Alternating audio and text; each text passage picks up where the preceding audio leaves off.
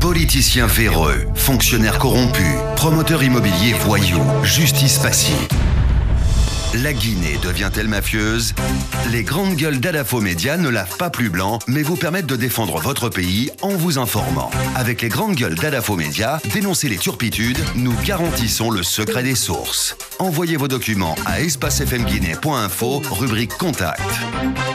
Les grandes gueules d'Adafo Média ou le socle de la liberté d'expression en Guinée.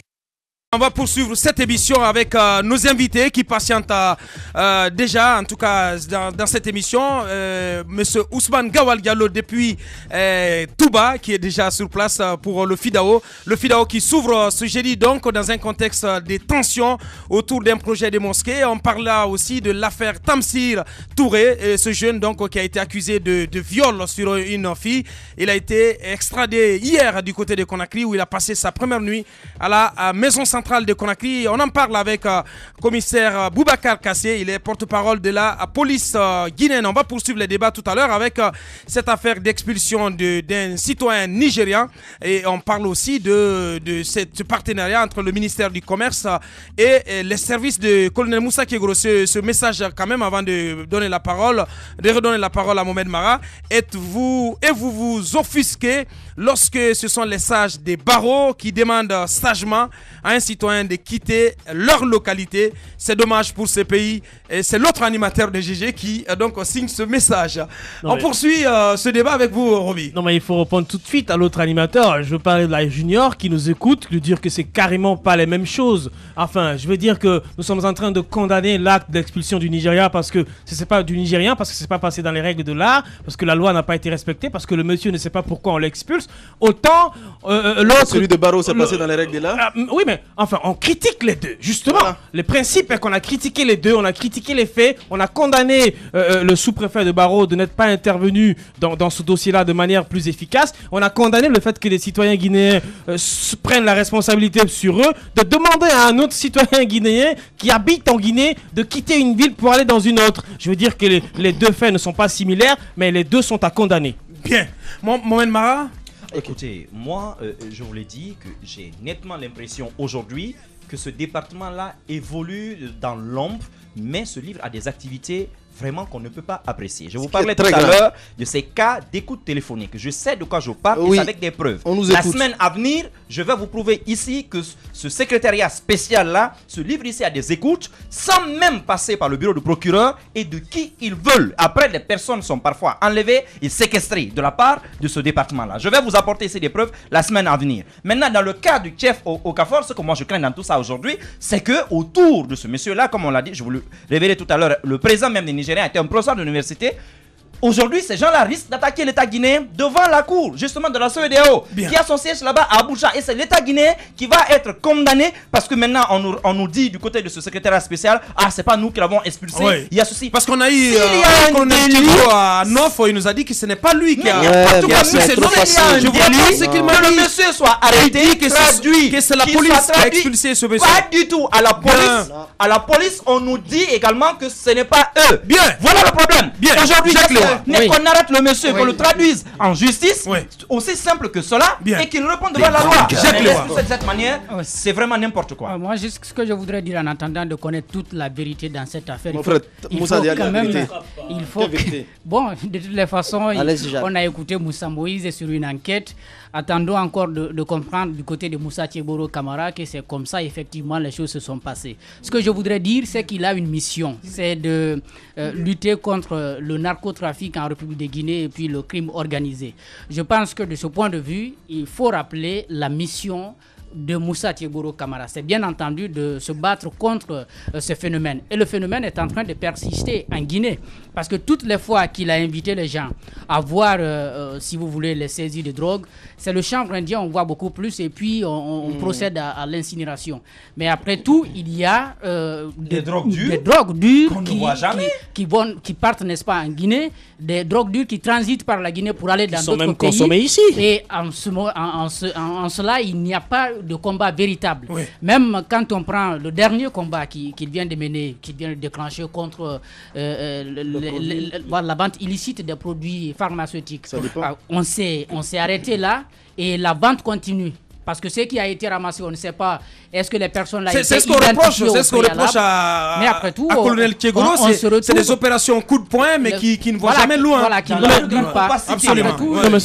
Il y a toujours le phénomène qui persiste. C'est pourquoi je disais la dernière fois, ces pharmaciens qui s'érigeaient contre une dame qui a été sortie de prison, qu'en fin de compte, la dame, elle n'est pas seule dans ce phénomène, elle n'est même pas la racine du problème, parce que la vente illicite des médicaments, c'est un grand réseau qui dépasse même la Guinée. Ouais, c'est une affaire de gros sous. Ahmed, pour clore. Ce n'est pas seulement ça qu'on reproche au colonel Tchegoro. Je pense que moi, je l'ai dit tout de suite que j'ai des doutes sur les compétences de ce monsieur, parce que à chaque fois quand il s'est lancé dans une action, c'est que ceux à qui il s'attaque ont toujours finalement raison. Les narcotrafiquants ont été arrêtés dans ce pays. Les gens se sont offusqués de les voir dehors. Mais ils devaient se retrouver dehors parce que ça n'a répondu à aucune procédure. Ça n'a pas répondu aux normes. Donc c'est tout à fait logique qu'ils se retrouvent dehors. On a parlé également même des produits pharmaceutiques et aujourd'hui des produits sur le marché. Mais aujourd'hui, on va jusqu'à ramasser des produits qui ne sont même pas périmés. Des produits qui ne sont pas tombés du ciel. Des produits qui sont bel et bien rentrés par nos frontières. Attendez, il faut savoir quand même jouer 4 sur table et dire ce qui ne va pas. Et aujourd'hui, concernant l'expulsion de ce monsieur, c'est une honte. Les Guinéens, je vous le dis, les Guinéens, bon, c'est vrai que même si ce n'est pas tous les Guinéens, mais au moins des Guinéens ont insulté les Nigériens comme ça. Des Guinéens ont manqué de respect à la République fédérale du Nigeria. Ce n'est pas normal. Je pense que, monsieur le président de la République, c'est à vous que je m'en prends. Parce que ces cadres, en général, c'est vous qui les nommez. C'est vous qui les nommez, donc vous êtes responsable de ce qui se passe. Si vous ne prenez pas le taureau par les cornes, ben, tout retombera sur vous. Bien. Et vous serez seul responsable de ce qui se passe. À la fin des comptes. Moi, il y a une chose que je voudrais dire quand même, mais la Guinée, c'est le pays quelquefois de tous les paradoxes, parce que je me dis que le colonel Moussa Tchegoro devrait être beaucoup plus prudent, agir dans l'homme, parce qu'il faut rappeler qu'il est inculpé dans cette affaire du 28 septembre, même si inculpation ne veut pas dire culpabilité. Je pense qu'il devrait être beaucoup plus prudent, parce que quand même le Nigeria, c'est dans la sous-région ouest africaine. On ne peut pas quand même, je sais pas, expulser comme ça qui vit dans un pays de la sous-région qui est là dans les règles de l'art, qui dispose de tout ce qu'il faut et il ne vit pas dans l'irrégularité, j'allais dire. Ouais. Je pense qu'il faut être très prudent en agissant quelquefois, même si on vous donne une certaine liberté, une certaine latitude de faire certaines choses, pour éviter de vous attirer certaines foudres. Je pense qu'il faut être très prudent. Et là, je pense qu'il y a beaucoup de choses, parce que nous allons parler de cet accord également qui a été signé. Absolument, je pense que, tel que vous l'avez dit, il risque de s'attirer de beaucoup d'ennuis. Très bien, donc on va en revenir. On va y revenir prochainement. Nous allons sur le terrain, nous avons commissaire Boubacar Kassé, il est en direct dans cette émission. Les grandes gueules. Moussa Moïse. Monsieur Kassé, bonjour. Oui, bonjour. Alors nous apprenons donc que Tamsir Touré est de retour à Conakry. On aimerait savoir les conditions dans lesquelles il a été arrêté. Et suite au déferment des présumés complices de Tamsir, suite à ce viol, nous avions demandé qu'un mandat d'arrêt international soit délivré pour permettre à la police, à travers Interpol, de se mettre un moment pour que Tamsir Touré soit retrouvé et ramené à Conakry. C'est ce qui se fait. Donc, suite donc à ce déferment, un mandat d'arrêt international, comme je l'ai tantôt dit, a été délivré par le juge d'instruction Maître Zauro Kolomou du tribunal de première instance de Kaloum à la date du 3 novembre 2015. Et quelques jours après, c'est-à-dire le lundi 9 novembre 2015, une mission composée donc s'est rendue à Abidjan. Il y avait cette mission composée de l'avocat de Tamsir, donc la famille Touré, et d'un officier de la police nationale qui travaille à l'OPGM. Ils ont quitté donc Conakry par le vol régulier d'Air Ivoire du lundi 9 novembre 2015. Le mardi 10 novembre 2015, donc, suite à ces informations et après avoir pris attache avec les autorités de la police ivoirienne, des recherches ont été entamées dans la ville d'Abidjan. Tamsir, joint au téléphone, a accepté librement de se présenter à son avocat à son lieu de résidence. Interpol Abidjan donc, fut informé de cet état de fait et Tamsir, sur la demande express donc la police ivoirienne, Tamsir fut conduit au siège d'Interpol où il a été entendu avant d'être passé à la garde à vue.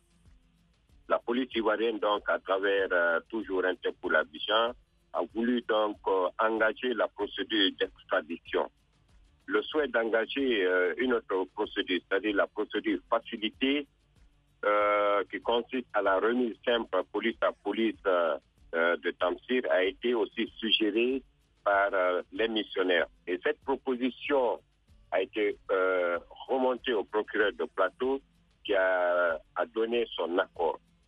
C'est ce qui fait que hier, 11 novembre 2015, à 8h30, la remise simplifiée a été effectuée. Tamsir a été mis à la disposition des missionnaires et directement, ils se sont rendus à l'aéroport d'Abidjan à 9h45 et l'avion a décollé aux environs de 12h45 à bord Tamsir Touré et les missionnaires. 13h59, arrivée de vol régulier d'Air Ivoire à Conakry et immédiatement Tamsir fut conduit devant le procureur de la République près le tribunal de première instance de Kaloum. Formalité d'usage faite, Tamsir fut conduit directement à la maison centrale et à 15h30, les autorités de l'administration pénitentiaire de la maison centrale ont reçu Tamsir et cela s'est passé devant la présence constante du directeur national de l'administration pénitentiaire.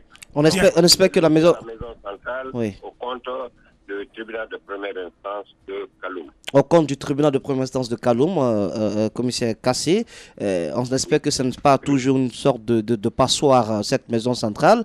Vous avez fait un boulot formidable, aller jusqu'en Côte d'Ivoire, ramener le jeune apparemment qui n'a pas opposé de résistance à tout ce qui se passait.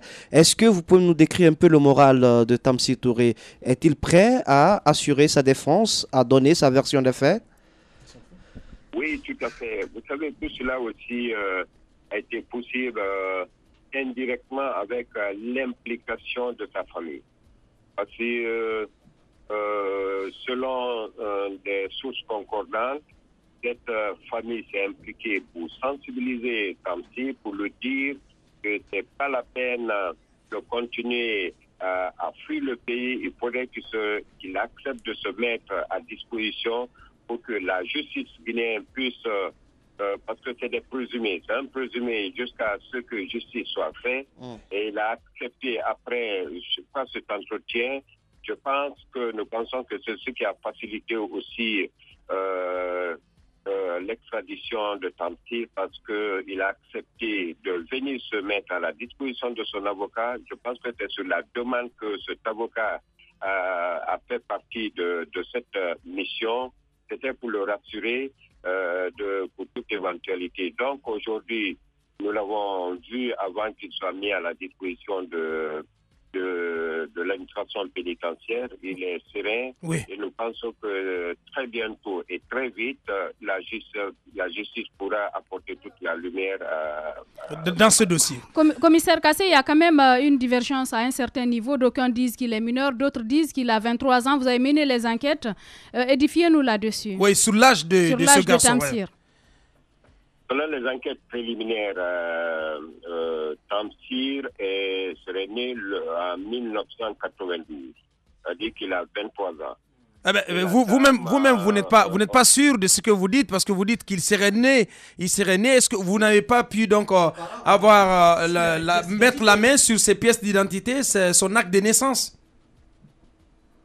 J'ai parcouru le procès verbal, l'audition. Vous savez, il y a la petite identité et il y a les faits.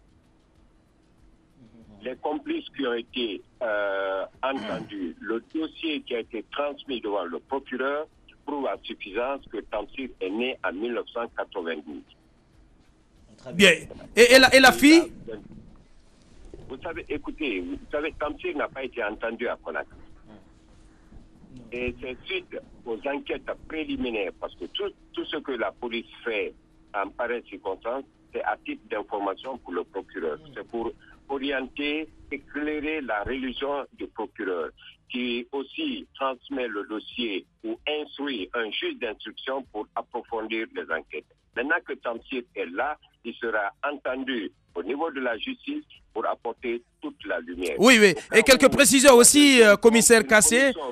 Oui, quelques précisions aussi sur l'âge de la fille, parce qu'on avait appris dans un premier temps qu'elle était aussi mineure. Et de combien d'années elle aussi elle est âgée, selon les premiers éléments de votre possession? Elle a 24 ans. Elle a 24 ans. Il est important pour nous ici de préciser une chose, c'est que Tamsir s'est retrouvé incarcéré à la maison centrale sans que vous ne sachiez son âge. Est-ce que son âge lui permet d'être là? Est-ce qu'il n'y avait pas moyen de le vérifier concrètement avant de l'amener là? S'il se trouve qu'il doit être dans un lieu où on appelle prison pour mineurs, ans, etc. Oui, mais il fallait être précis sur son âge. Bon, il fallait être précis sur son âge. Parce qu'il a dit, il a utilisé le conditionnel. Grande gueule. Allez-y, Moussa Moïse. Alors, dernière question. Commissaire Kassé, le cas Kamti a été bien traité. Bon, apparemment pour l'instant, médiatisé, marche des femmes, Moussa Yero à la tête de peloton. Mais ce qu'on a envie de comprendre, c'est véritablement le phénomène qui devient récurrent. Le phénomène qui s'installe. On a l'impression que nous devenons des Indiens en Guinée parce que les braquettes s'ouvrent facilement. À l'intérieur du pays, on parlait récemment d'une jeune fille qui a même succombé après le viol. Absolument. Il y a aussi cet autre cas du côté de Mandiana où 4 viol collectif. Absolument, viol collectif. Mais qu'est-ce ce qui... matin, on parlait d'un médecin qui aurait violé sa patiente du côté de l'Elouma également. Donc vous comprenez, commissaire Kassé, que l'appétit au viol devient assez aigu dans notre pays. Vous faites quoi concrètement? Vous avez un dispositif à votre disposition. Vous faites quoi pour que le phénomène ne s'enlise pas? Oui, je suis à l'aise quand même pour répondre. Vous savez que nos services de sécurité, notre mission régalienne consiste à sécuriser les citoyens. Et au cas où il y a une commission d'un acte délictuel ou criminel, nous ouvrons une enquête. Et ce qui reste clair, c'est que le taux d'élucidation des crimes et délits en Guinée est aujourd'hui élevé. Ça prouve à suffisance parce que suite au braquage, aux attaques à main armée, aujourd'hui, nous sommes à l'aise de vous dire que tous les grands criminels sont aujourd'hui logés à la maison centrale. C'est des cas. Ce que nous, les services de sécurité, a priori, nous avons comme mission, c'est en même temps, au même lieu, au même moment, sécuriser l'ensemble des citoyens, tant à Conakry qu'à l'intérieur du pays. Si maintenant, des cas isolés qui se passent dans une maison, dans une voiture, ou peut-être au moment de la commission des faits, un agent ne peut pas se faire. On ne peut pas mettre pour chaque citoyen un agent de sécurité. Si nous avons donc connaissance de la commission de ces actes, nous ouvrons une information. Ce qui se passe à l'intérieur, les services de sécurité et de la justice ont pris connaissance et les enquêtes sont ouvertes. Et nous allons essayer, à travers donc les services de sécurité, police, gendarmerie, essayer de traquer les supposés auteurs et les mettre à la disposition de la justice. Vous savez que pour faire asseoir la paix et la culture dans la cité, chacun doit pouvoir jouer sa partition. Nous faisons en sorte pour un premier temps à faire asseoir la sécurité, l'attitude dans la cité. Si entre-temps, nous avons connaissance de la commission d'une infraction. Nous recherchons les auteurs et nous les mettons à la disposition de la justice. Notre mission s'arrête là. C'est comme le cas de Tamsir. Dès lors qu'il est à la justice, la police, à moins qu'une commission rogatoire soit délivrée pour nous, pour permettre quand même d'éclairer, d'approfondir les enquêtes, pour éviter que les innocents soient condamnés. Nous faisons aussi ce travail. Alors, commissaire, cette autre question, commissaire, cette dernière question peut-être. Hier, après la tentative d'évasion d'il y a 2 jours à la maison centrale, nous avons entendu également que dans la soirée d'hier, des coups de feu ont été entendus. Est-ce que vous pouvez nous dire de quoi il s'agissait? Forcément, un mot à dire là-dessus, mon commissaire. Oui, nous confirmons cet état de fait parce que nous-mêmes, nous étions.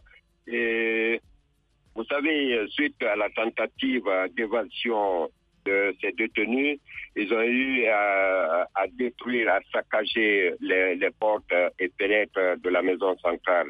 Les bureaux de l'administration pénitentiaire aussi sont saccagés Et maintenant qu'on a pu les récupérer, on a pu mettre main sur 120 fugitifs que nous avons ramenés à la maison centrale. Et depuis lors, sous le commandement du directeur général de la police nationale et du haut commandant de la gendarmerie nationale qui coordonne toutes les opérations, un dispositif mixte de sécurité a été mis en place, composé de police, de gendarmes et de militaires, pour essayer, avant que les dispositions de réparation ne soient faites, essayer de quadriller la maison centrale et sécuriser ces détenus. Mais compte tenu du fait qu'à leur sein, nombreux sont des grands criminels qui se retrouvent aujourd'hui fondus et confondus aux autres, et vu qu'il y a des rumeurs à leur sein de mouvements encore, il a été décidé donc de sélectionner ces grands criminels pour les extraire des 1500 ou les 1600 locataires de la maison centrale pour les mettre à un lieu très sûr. Et ce transfèrement, il a été fait hier? Oui, je vous explique les faits. Ce qui fut hier. Donc l'opération a été entamée et il y a eu réticence de la part de l'ensemble de ces détenus. On a dit que personne ne va bouger. Il y a eu réticence, opposition. Et compte tenu de cet état fait, les services de sécurité qui étaient sur les lieux ont fait des tirs de sommation pour quand même asseoir le calme en ces lieux. Donc, ces tirs qui ont eu lieu pour 5 ou 10 minutes. Le calme est revenu. On a pu, premier temps, extraire un groupe important qui se trouve aujourd'hui quelque part. Et ce matin, ce travail-là aussi va continuer pour, dans le seul souci de sécuriser les lieux. Je précise, vous me permettrez de le dire, que le procureur général de la République nous a donné une réquisition pour permettre aux forces de l'ordre, police et gendarmerie, d'avoir accès à la maison centrale pour travailler de concert avec l'administration pénitentiaire pour faire asseoir la sécurité au niveau de la maison. Très bien. Mon commissaire, je vais vous poser deux questions. La première, rapidement, vous allez répondre par oui ou par non. Vous confirmez que tous les prisonniers qui ont cherché à s'évader ont été retrouvés, qu'il n'y a pas eu un seul cas d'évasion? Vous confirmez? Oui, nous le confirmons pour un premier temps pour avoir pris attache avec le régisseur et le directeur de l'administration centrale qui nous a confirmé cet état de fait parce que nous ne gérons pas la D'accord, je comprends. C'est de la compétence du ministère. J'ai compris avec ma petite façon de comprendre. Deuxième question, mon commissaire, nous avons quand même lu la déclaration, le communiqué du parquet général près la cour d'appel de Conakry. Il y a des faits assez graves.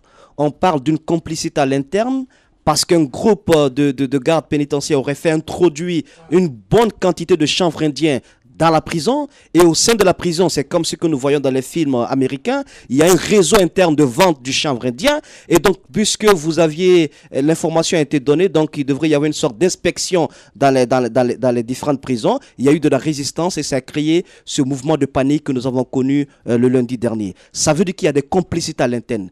Qu'est-ce qui est fait? Vous allez me dire que vous ne commandez pas la garde au niveau de la maison centrale, mais tout de même, c'est vous qui arrêtez ces bandits. S'ils sont en prison, ils ne sont pas jugés, s'ils font même un réseau interne de vente de chanvre indien, votre responsabilité aussi est à situer, mon commissaire. Nous n'avons aucune responsabilité dans la mesure où la justice elle est indépendante. La maison centrale relève de la compétence du ministère de la Justice, c'est pas le ministère de l'Intérieur. Mais le chanvre indien, il passe par où, mon commissaire? Il y a une commission d'enquête qui est mise sur pied. Il a été prouvé à suffisance qu'il s'agit d'un cas de vente, de vente et de consommation de chanvre indien, de l'alcool qu'on appelle Totapak et du Valium. Les enquêtes sont prouvées. Il a été dit sur les réseaux sociaux que 2 policiers sont arrêtés au niveau de la maison centrale. Je m'inscris en faux pour dire qu'aucun policier n'est interpellé dans la mesure où jamais, à aucun moment, un agent de police ou de gendarmerie n'a travaillé au niveau de la maison centrale. Et la maison centrale relève de la justice, où il y a un directeur national de l'administration pénitentiaire.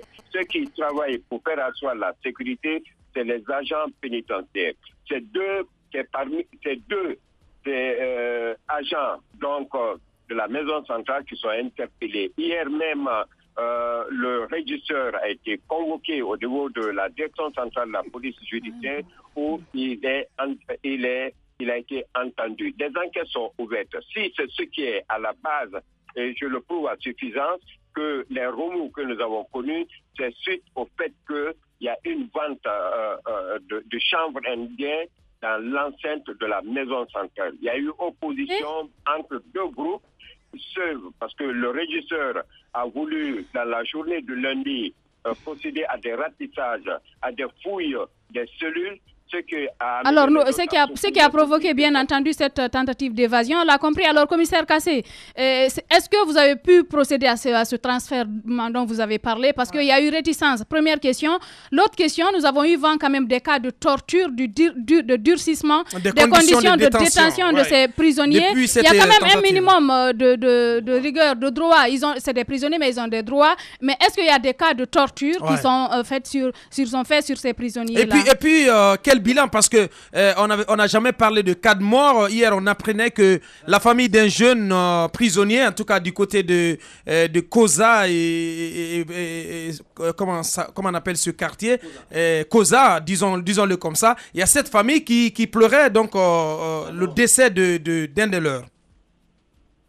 Il n'y a aucun cas de mort qui a été enregistré lors de cette tentative d'évasion. Je confirme par contre qu'il y a eu des blessés graves. Il y a 5 blessés qui ont été immédiatement pris en charge et conduits au niveau de l'hôpital de Camp Samori où ils ont été traités. Au jour d'aujourd'hui, ils sont tous à la maison centrale.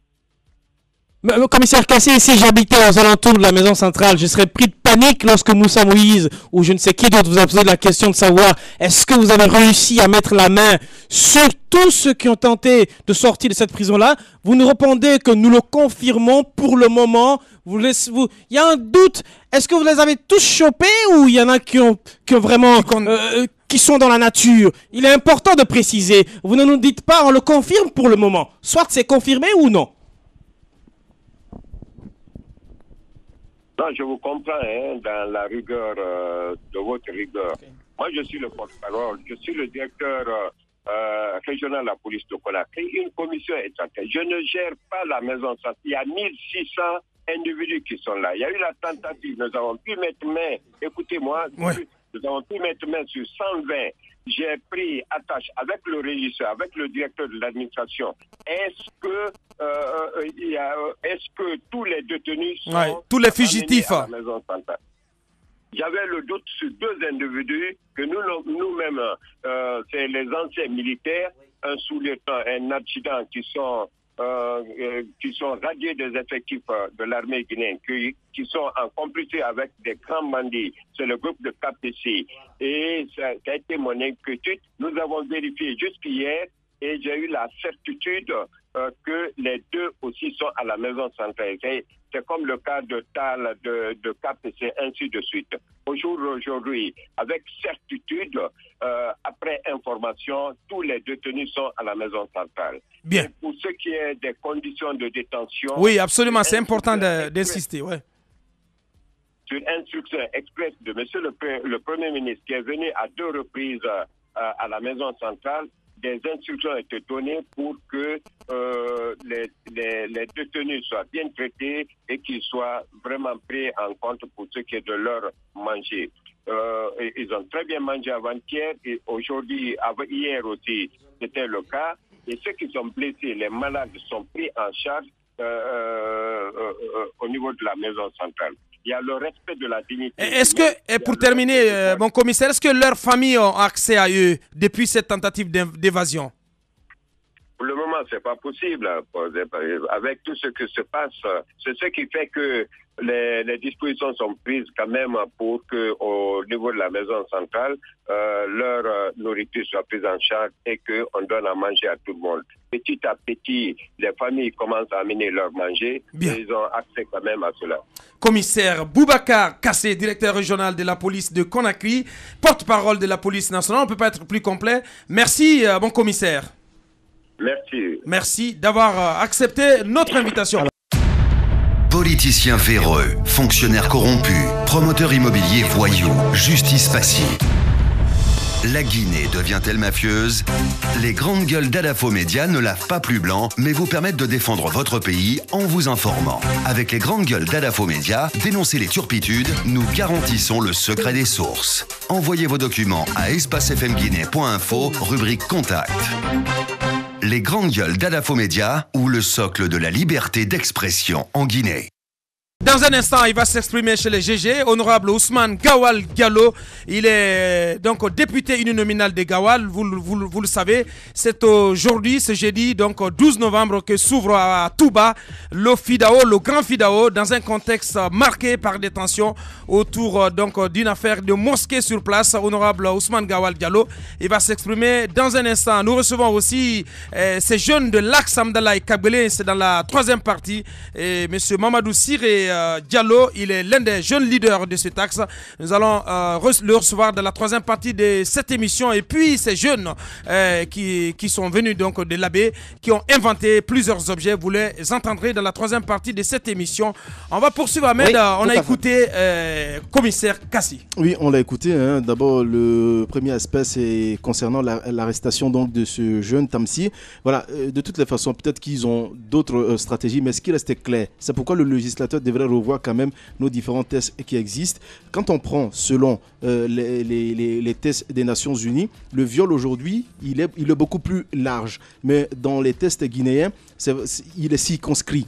Donc, ça va être un peu compliqué d'inculper. Ce que je sais pour l'instant, de toutes les façons, Mohamed Mara est dans ce studio, il pourra peut-être me corriger. Mais pour l'instant, il sera un peu compliqué. Ah, vous voulez dire qu'il ne... Comment circonscrit? Je peux continuer? C'est une infraction. Allez-y, on vous pose des questions. Je peux continuer, oui, parce qu'on parle de viol. Justement, je pense que les juristes sont mieux placés pour nous dire s'il y a viol ou pas. Ce qui reste clair, c'est un acte que nous condamnons. Mais puisque nous ne pouvons pas travailler hors de nos textes, pour l'instant, je dis bien que nos textes ne nous permettent pas de condamner ce jeune pour viol. Il peut être condamné pour autre acte. C'est pourquoi j'en appelle à la responsabilité des législateurs pour revoir nos différents tests. Maintenant, concernant la prison, je pense que le monsieur il a été aussi clair. C'est toutes les personnes qui se sont évadées, pour l'instant, entre guillemets, ne sont pas encore retrouvées. Donc, ça veut dire qu'il y a d'autres qui sont dehors. Mais comme il l'a dit, les grands bandits, ceux qui sont craints, sont en ce moment en prison. Ça aussi, ils ont été transférés. Hein. Voilà, ça c'est une satisfaction. Oui, ça, ils ont été transférés hier. On en a la certitude. Rapidement. En fait, je comprends les craintes de Ahmed parce que aujourd'hui, beaucoup de gens se posent la question de savoir à partir du moment est-ce qu'il y a eu d'abord pénétration ou pas. Parce que ce plan international aujourd'hui, beaucoup d'autres actes peuvent être assimilés à du viol. C'est de cela qu'Ahmed parle. Il n'est pas dit que ce n'est pas puni. Le viol en Guinée est puni et d'ailleurs le minimum c'est 5 ans. C'est un crime. En fait, c'est même pas un délit, c'est un crime en République de Guinée. Donc, on sait que c'est très grave et attention parfois aux oularés qui traînent parfois dans les quartiers. Lorsque vous allez avec une mineure, la loi considère que consentement ou pas, c'est un viol. Il n'est pas question du tout d'aller avec une personne mineure. Voilà pourquoi d'ailleurs votre question par rapport au cas de Tamsir était extrêmement important parce qu'on ne savait pas exactement dans les deux cas qui était mineur, qui ne l'était pas. Mais apparemment, ça se précise. Je crois que ça ne devrait même pas être compliqué quand même pour la police. Tamsir est allé du côté de la Côte d'Ivoire avec un passeport, en ce que je sache, en bonne et due forme. En principe, ça ne devrait pas être compliqué quand même de situer. Maintenant, sur le cas des prisonniers, moi je dis attention. Tout ce qui s'est passé à la maison centrale relève de la négligence et parfois de la mauvaise formation des agents des services pénitentiaires. Il ne faut pas que cela soit une occasion pour certains justement de se livrer à des actes dégradants et inhumains sur la personne de ces personnes-là.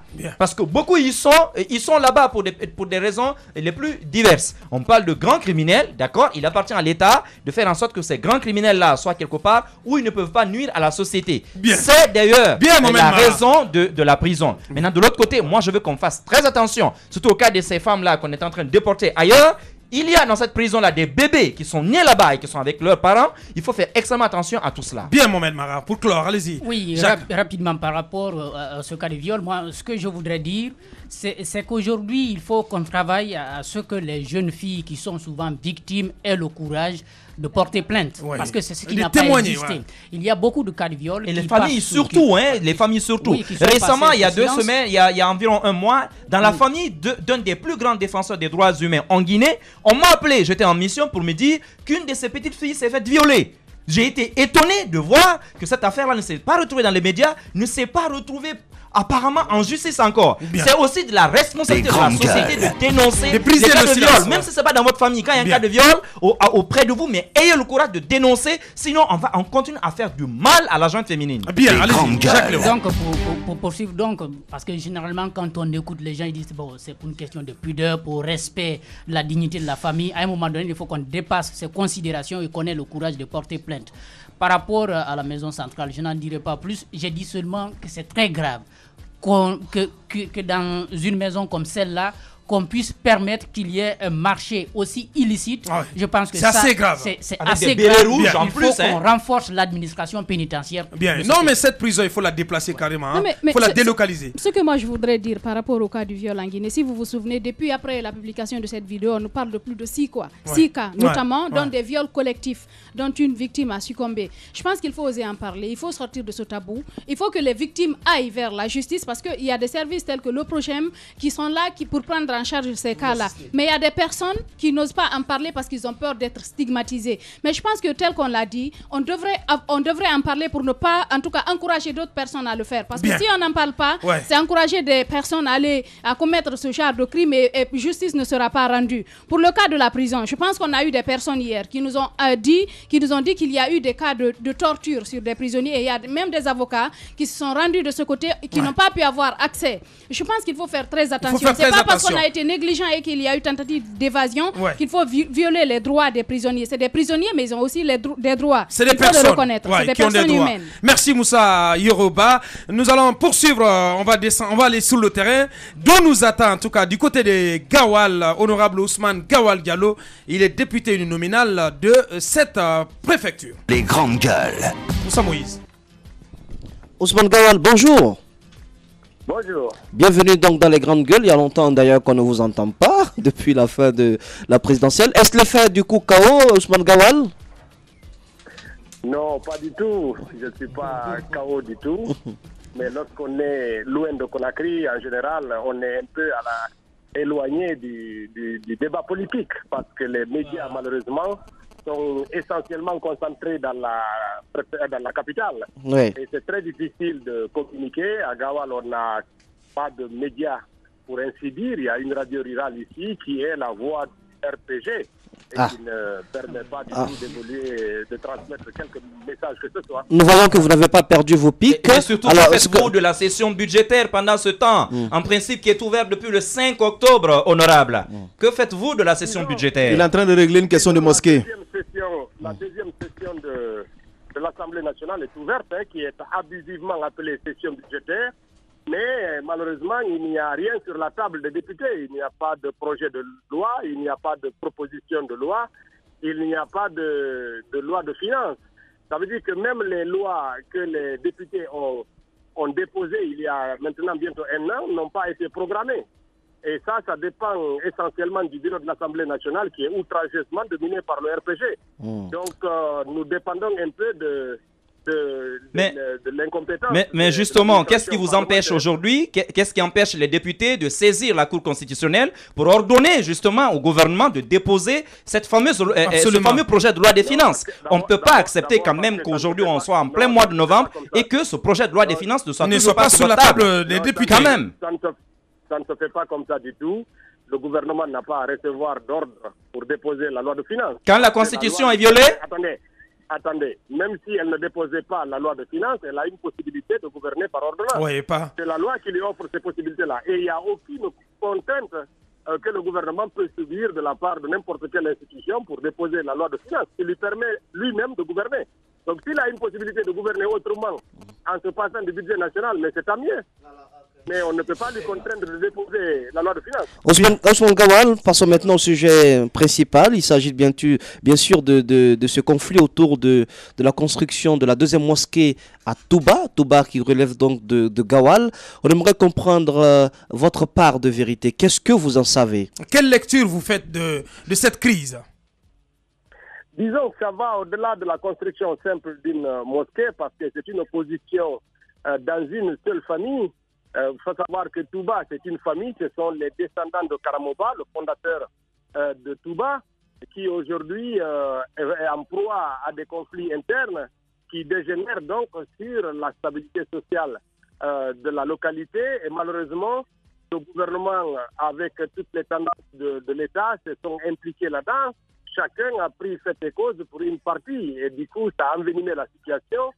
Et aujourd'hui, c'est plutôt l'orgueil, c'est plutôt des questions de famille qui sont en train de hypothéquer, disons, la paix sociale. Parce que ce n'est pas seulement la construction de la mosquée, c'est autre chose.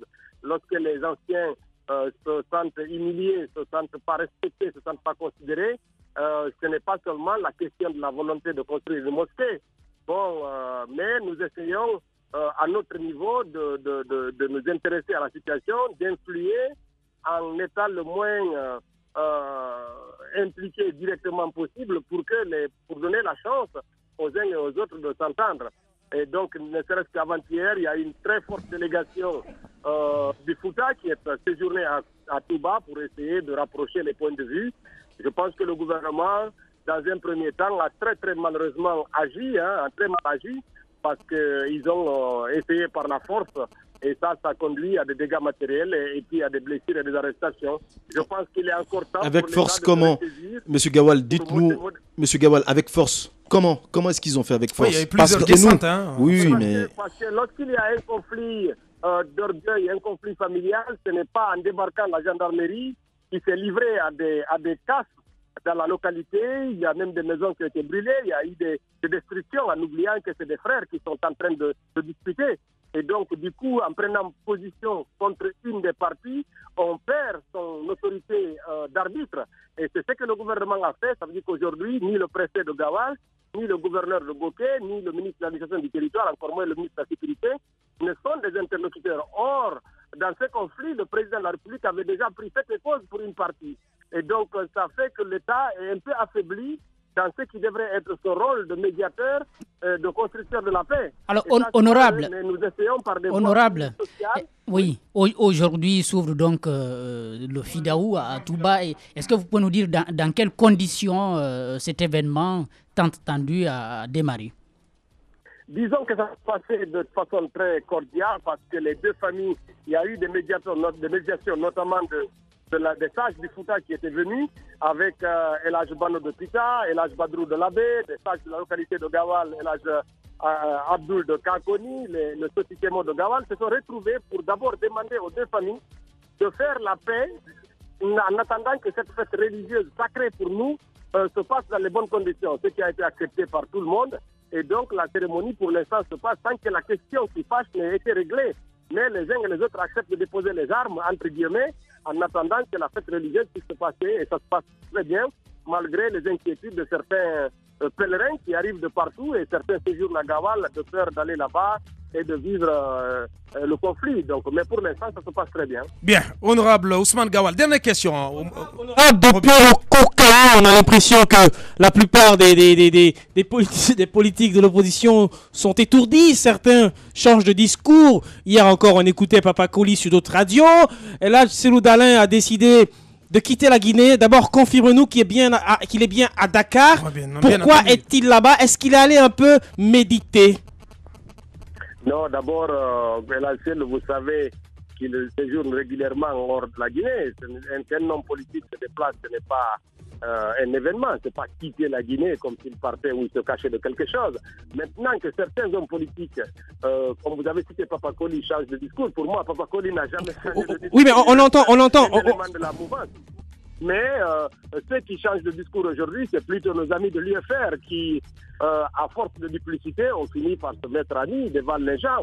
Mais cela n'engage que nous sommes droits dans notre conviction Nous luttons contre toute forme de fraude, nous luttons contre toutes les pratiques antidémocratiques que ce pouvoir est en train d'exercer sur le peuple de Guinée depuis maintenant 5 ans.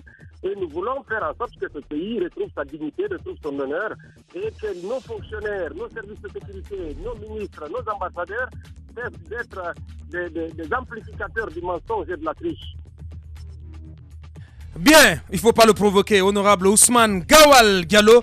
On va donc nous étendre plus sur d'autres sujets donc politiques, si vous voulez, la semaine prochaine. On va carrément vous inviter chez nous ici dans notre studio. Merci donc d'être passé chez nous ce matin, honorable Ousmane Gawal, et bonne continuation. Merci. Ici, nous allons marquer une pause d'un quart d'heure. Nous reviendrons donc dans la troisième partie sur ces découvertes du côté de l'Abbé. Ces jeunes donc qui ont inventé plusieurs objets. Alassane Ba, Boubacar Sow, inventeurs, donc ils sont accompagnés de Sali Bilalisso et Alpha Mamadou Bobo Baldé, encadreurs, donc ils sont venus de l'Abbé. Nous recevrons aussi les jeunes de l'Axe Amdalaï Kabele. Tout ceci dans moins d'un quart d'heure. Politiciens véreux, fonctionnaires corrompus, promoteurs immobiliers voyous, justice passive. La Guinée devient-elle mafieuse?